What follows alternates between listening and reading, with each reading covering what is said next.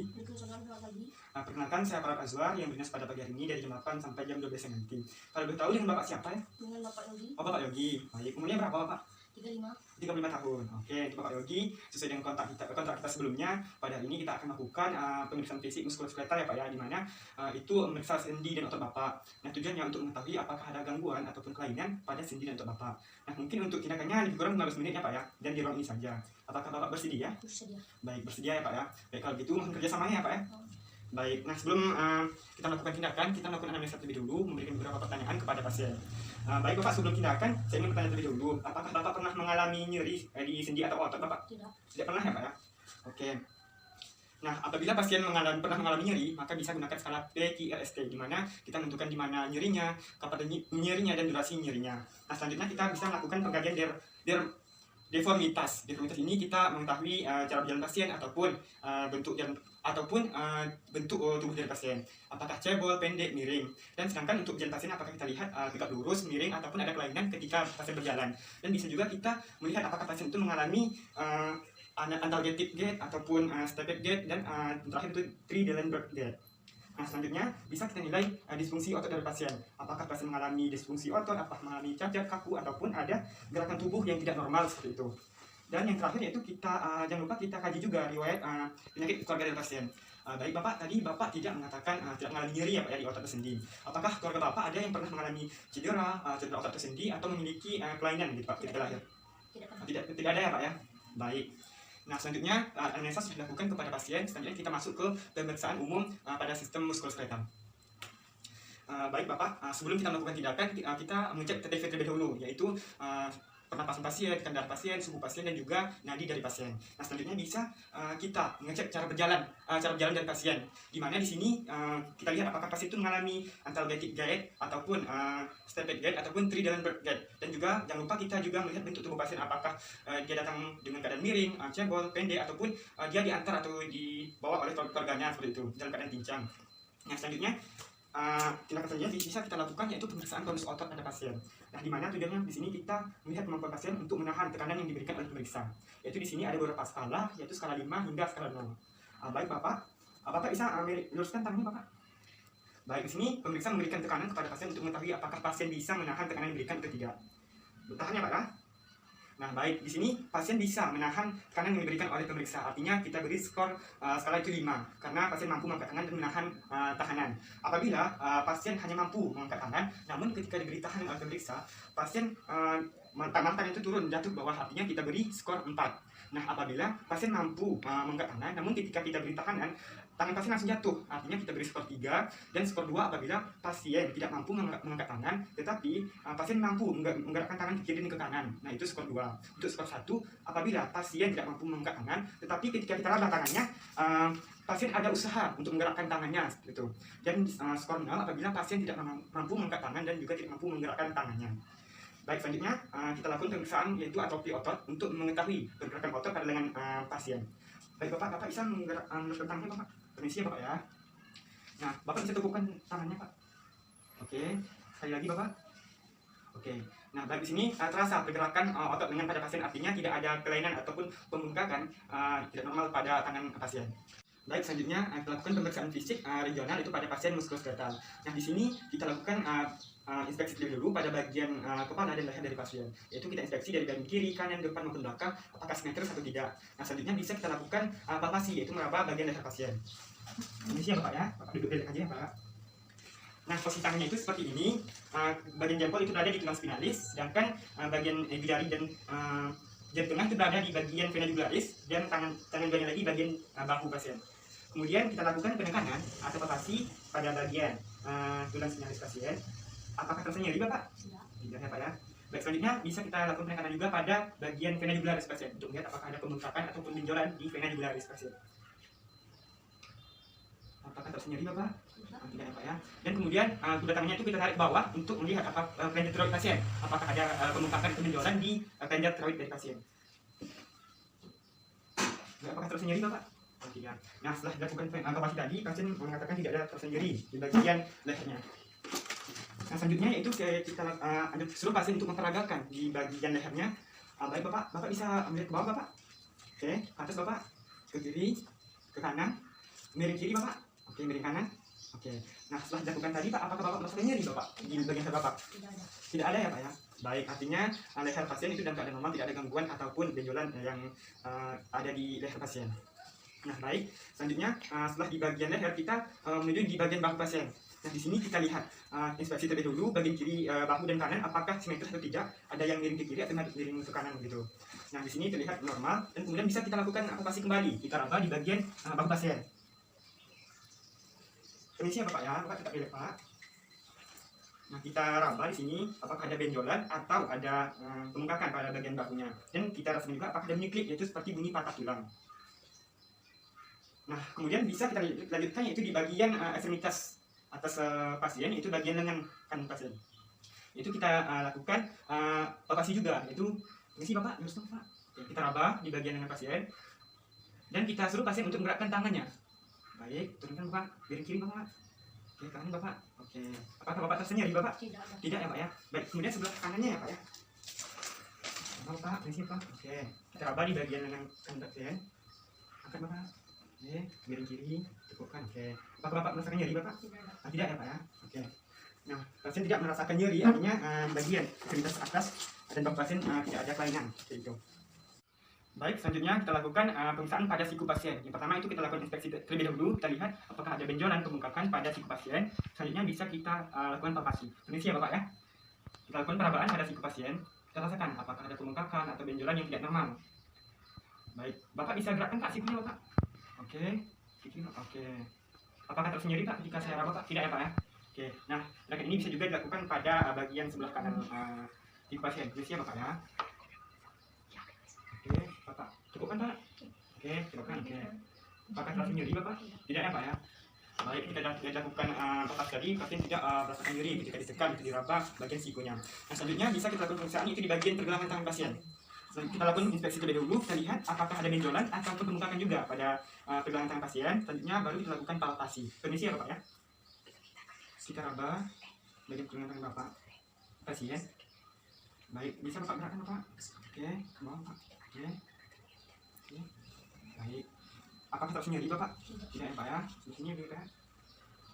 Gerakkan Bapak. Oke. Ya. Apakah terasa nyeri juga Bapak? Tidak ya Pak ya. Baik, pergelangan tangan pasien juga normal karena tidak ada rasa nyeri ketika dipalpasi atau diraba tadi. Baik, selanjutnya kita lakukan pemeriksaan pada punggung pasien. Ini siapa ya? Baik, di sini kita lakukan inspeksi terlebih dahulu untuk melihat apakah ada kelainan tulang belakang pada pasien. Apakah ada kifosis, lordosis atau skleriosis. Yang dimana kifosis ini pasien itu mengarah ke depan, sedangkan lordosis itu mengarah ke belakang, sedangkan skoliosis itu bahunya itu miring kiri ataupun miring ke kanan. Sedangkan ada juga namanya gibus itu yaitu benjolan yang berada di tulang belakang pasien seperti punuk. Tuh. Nah, setelah kita lakukan inspeksi, selanjutnya kita lakukan palpasi. Itu dengan menggunakan jempol. Permisi ya Bapak ya. Itu kita letakkan di tulang spinalis, kita lakukan perabaan hingga ke bawah. Kita rasakan apakah ada benjolan atau pembengkakan pada tulang belakang pasien atau tidak. Baik Bapak, apakah terasa nyeri Bapak? Tidak. Oh, tidak ya Pak ya. Baik, pasien tidak merasakan nyeri, artinya tulang belakang pasien dalam keadaan normal, tidak ada kelainan. Nah, selanjutnya yaitu kita lakukan pemeriksaan pada bagian depan pasien, di mana kita lakukan inspeksi terlebih dahulu, kita lihat apakah ada gangguan atau kelainan yang tidak normal antara dada kiri maupun dada kanan, tidak simetris seperti itu. Nah, selanjutnya bisa kita lakukan palpasi, permisi ya Bapak ya. Itu dengan menggunakan jari juga, jempol juga, kita lakukan hingga sampai ke bagian abdomen. Nah, ketika sudah sampai di abdomen, kita suruh pasien untuk menarik nafas dan kita tekan. Tarik nafas Bapak. Oke, tarik nafas Bapak. Baik, apakah terasa nyeri Bapak? Oke. Nah, penekanan pada abdomen ini untuk mengetahui itu menilai kemampuan otot-otot abdomen pasien ketika dilakukan penekanan. Nah, selanjutnya yaitu kita lakukan pemeriksaan pada pinggul pasien. Baik Bapak bisa berdiri Bapak. Nah, di sini kita nilai, kita lakukan palpasi pada pinggul pasien. Kita pegang bagian pinggul pasien, Bapak bisa memutar ke arah kanan Bapak. Oke, sebelah kiri Bapak. Oke, nah pada pasien normal bisa melakukan pergerakan mutar ke kiri atau ke kanan, yaitu sebanyak 40 derajat. Baik, selanjutnya kita lakukan yaitu pemeriksaan ekstremitas bawah, yaitu pada bagian kaki pasien. Sebelumnya kita anjurkan pasien untuk berbaring terlebih dahulu di tempat tidur. Baik, setelah kita anjurkan pasien untuk berbaring, kemudian kita lakukan pemeriksaan discrepancy, yaitu kita mengukur panjang kaki pasien apakah simetris antara kiri dan kanan, untuk mengukur femurnya juga apakah lebih panjang dari betis atau tidak. Itu di sini ada dua cara, yaitu pertama true legs, di mana melakukan pemeriksaan dari Meleus hingga ke sias, atau yang kedua itu dengan cara adherence, yaitu dari Maleus sampai ke pusat pasien. Permisi ya Bapak ya. Kemudian pertama kita lakukan cara pertama terlebih dahulu dari Maleus hingga ke sias. Permisi Bapak. Baik, di sini didapatkan hasil yang sama. Kemudian kita lakukan cara yang kedua, yaitu dari Maleus hingga ke pusat pasien. Permisi ya Bapak.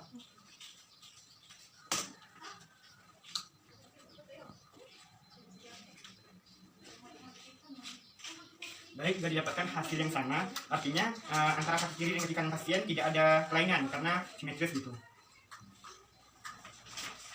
Nah, selanjutnya itu kita bisa melakukan pemeriksaan pada ankle pasien. Yaitu pertama kita lakukan inspeksi terlebih dahulu apakah ada benjolan atau kelainan bentuk dari ankle pasien. Kemudian bisa kita lakukan palpasi, yaitu perabaan. Ini ya Bapak ya. Baik Bapak, apakah terasa nyeri Bapak? Tidak. Tidak ya Pak ya. Baik, sebelah kirinya Bapak. Apakah terasa nyeri Bapak? Tidak. Tidak ya Pak ya. Nah, selanjutnya kita suruh pasien untuk melakukan pergerakan pada bagian ankle tersebut. Gerakan Bapak. Apakah nyeri Bapak? Tidak. Tidak ya Pak ya. Apakah nyeri Bapak? Tidak. Nah, di sini hasil dari pemeriksaan ekstremitas bawah pasien itu normal, tidak ada gangguan ataupun kelainan. Baik, setelah kita lakukan pemeriksaan umum tadi, selanjutnya kita lanjutkan ke pemeriksaan khusus. Nah, di sini yang pertama yaitu pengkajian pada valensi. Nah, di sini tujuannya untuk mengetahui apakah pasien mengalami sindrom atau tidak, yaitu sindrom tunnel carpal. Nah, caranya yaitu baik Bapak bisa teruskan tangannya Bapak, lipatkan Bapak. Nah, kemudian ditarik Bapak, tarik, kemudian posisi gini Pak. Baik, lurus ya Bapak. Nah, posisi ini kita biarkan selama 60 detik atau 1 menit. Di sini kita mengetahui apakah pasien mengalami kesemutan pada 1 menit tersebut atau tidak. Jika pasien mengalami kesemutan, artinya pasien mengalami sindrom tunnel carpal. Jika tidak, artinya pasien tidak mengalami sindrom. Baik, sudah 1 menit ya Pak ya. Apakah Bapak merasakan kesemutan pada perkembangan Bapak? Tidak. Tidak ya Pak ya. Berarti bagus ya Pak ya, Bapak tidak mengalami sindrom. Baik, selanjutnya kita lakukan pemeriksaan yaitu patinal, yaitu pada pergelangan tangan pasien. Baik, permisi Bapak. Oke. Nah, di sini kita lakukan perkusi, yaitu kita ketuk 3 kali di bagian pergelangan tangan untuk mengetahui apakah pasien merasakan nyeri ataupun kesemutan ketika kita tekuk. Permisi ya Bapak ya. Baik Pak, apakah Bapak merasakan nyeri atau kesemutan Bapak? Tidak ya Pak ya. Mungkin bisa juga menggunakan alat untuk melakukan perkusi pada pergelangan tangan pasien. Baik Pak, apakah terasa nyeri ataupun kesemutan Bapak? Tidak ya Pak ya. Oke, baik, selanjutnya kita lakukan pemeriksaan patella, yaitu untuk mengetahui ada lutut dari pasien apakah normal ataupun ada kelainan. Nah, baik, di sini ketika kita melakukan refleks patella, di sini kaki pasien dirilekkan, ya Pak ya, jangan takut, cemas, dan tidak boleh menyentuh ke lantai. Nah, selanjutnya bisa kita lakukan penekanan atau perkusi di bagian patella pasien dengan menggunakan refleks hammer. Sebanyak 3 kali. Baik, di sini ketika lakukan perkusi menggunakan refleks hammer tadi, kondisi patella pasien normal karena ada refleks gitu. Nah, dan yang terakhir yaitu kita lakukan pemeriksaan tanda benjolan ataupun tanda balon pada ekstremitas bawah pasien, itu di bagian patella pasien. Baik, selanjutnya kita lakukan pemeriksaan tanda balon dan juga tanda benjolan. Yang pertama kita lakukan tanda benjolan terlebih dahulu, yaitu di sini kita lihat di bagian lutut pasien, kita lihat apakah ada pergerakan di patellanya. Dan selanjutnya kita lakukan fiksasi, kita lakukan kita raba dan kita fiksasi satu.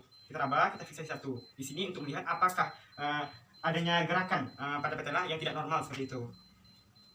Nah, selanjutnya setelah kita lakukan tanda benjolan, selanjutnya kita lakukan tanda balon. Nah, di sini kita melakukan di area tidak hanya di area patella, namun juga di area sekitar patella. Nah, di sini tujuannya untuk melihat apakah ada penumpukan cairan di bagian sekitar patella atau tidak. Karena biasanya pada orang volume zat cairan yang berlebihan terdapat penumpukan cairan yang berlebih di bagian area sekitar patellanya. Baik, kita lakukan fiksasi, kita lakukan perabaan. Nah, baik. Di sini tidak terasa ada penumpukan cairan, artinya di bagian patella pasien tidak ada gangguan ataupun kelainan, artinya normal. Baik Pak, untuk pemeriksaan umum dan khususnya pada kereta sendi dan otot sudah selesai ya Pak ya. Bapak bisa duduk kembali Bapak. Oke. Baik Pak, tindakannya kan sudah selesai. Bagaimana perasaan Bapak rasakan Bapak? Saya lega, tidak ada masalah di tubuh saya. Ya, alhamdulillah ya Pak ya, tidak ada kelainan di bagian otot dan juga sendi Bapak ya Pak ya. Baik, kalau gitu nanti Bapak bisa 6 bulan ke depan datang ke sini ya Pak ya untuk melakukan pemeriksaan lebih lanjut. Nah, sebelum saya akhiri, apakah ada yang ingin Bapak tanyakan Bapak? Tidak. Tidak ya Pak ya? Oke, kalau gitu saya permisi ya Pak ya. Terima kasih atas kerjasamanya. Assalamualaikum. Waalaikumsalam.